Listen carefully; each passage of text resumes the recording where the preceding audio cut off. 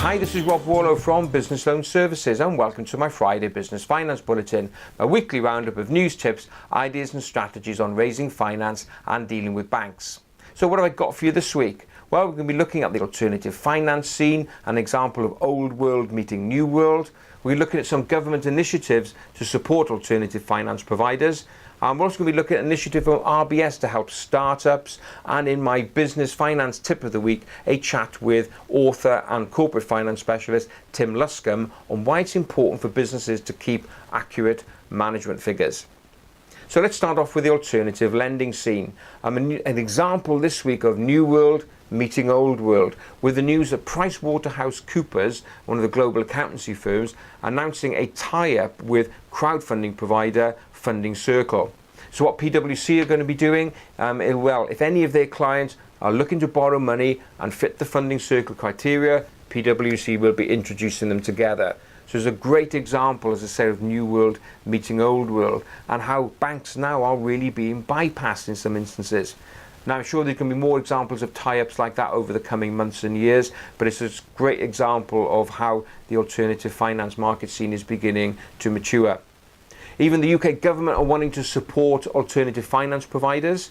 So the government, through its umbrella organisation, the British Business Bank, has this week announced a support of a pot of money being on lent to businesses via Shire Leasing. So the government has put a pot of £40 million together, together with matched funding from the private sector of £40 million. And so Shire Leasing will then be able to support, through its leasing product, growing businesses. Now, Shire Leasing is based in Staffordshire, got about 11,000 businesses already on its books. So it just shows what a pot of money of £80 million, what they could be doing to support the growth in the economy. So if you're interested in that, go and check out shireleasing.co.uk. Now, looking at the market generally, a survey out from Barclays Bank just shows about confidence levels increasing. And Barclays recently just did a survey amongst business owners about turnover levels. And interesting that 62% of businesses have said that they've seen an increase in turnover over the last 12 months, on average about 14%, which is not bad. More encouragingly, over the next 12 months, 65% of business owners say that they anticipate their turnover increasing again. So it just shows increasing confidence in the marketplace. And don't forget what I've said before, growth brings a finance need. So make sure you just plan ahead so you don't get caught and run out of cash. So what about the high street banks generally? What are they doing? Well, news from RBS and Nat West. They want to help UK startups, and so they formed some accelerator hubs across the UK, 8 of them. So what they want to do is to provide facilities to startups, like hot desking and mentoring. They want to run startup boot camps, all designed to help business owners really start off on the right foot. I said that 8 of these across the UK, in places such as Belfast, Bristol, Cardiff, Leeds, Manchester, Birmingham, and they're going to be based in Nat West premises. So if you're a startup, go and hunt them out. You don't have to be an RBS or Nat West customer in order to enjoy that facility. Allied to this, RBS have also announced that they've come up with a small business fund, a fund of £1 billion that they've earmarked now to try and help growing businesses. So they're looking to lend money at a fixed interest rate, no arrangement fees, for loan amounts between £1,000 and £250,000. So if you want to know if you're eligible for that, just go and go to your local RBS or Nat West branch and see how that scheme could potentially work for you.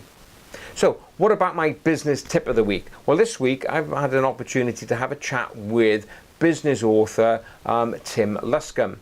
Tim's written a book called Deal Finance, but it's basically about how to exit your business and how to make sure that you get the very best value for the business that you're looking to sell.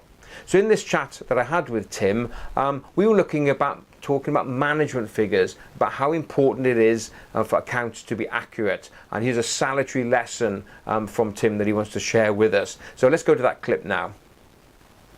I thought I'd just brief you very quickly on a current client of mine who's had an approach from a prospective acquirer. And as a result of this approach, he's asked me to help him go through the process of packaging up the information and getting him ready for sale. The very first problem I had with him was when he sent me his management accounts, which included last year's comparative numbers. He'd also sent me the statutory accounts for the previous year. The numbers don't agree. Not only are the statutory accounts showing a much smaller profit than his management accounts, which sometimes you can understand that, but they disagree on almost every line. So his gross margin in his statutory accounts comes out at 20%, his gross margin in his management accounts comes out at 40%. And I have no idea what the difference is. I have had a schedule, not very helpful from his accountant, to try and bring the two in line, but I cannot give the prospective acquirer that management information, which means we're going to have a special audit done to be able to give the prospective acquirer accounts that actually look like the previous year. That's worrying enough. But actually, I'm wondering how my client is managing to run a business with such information that is so far out of date.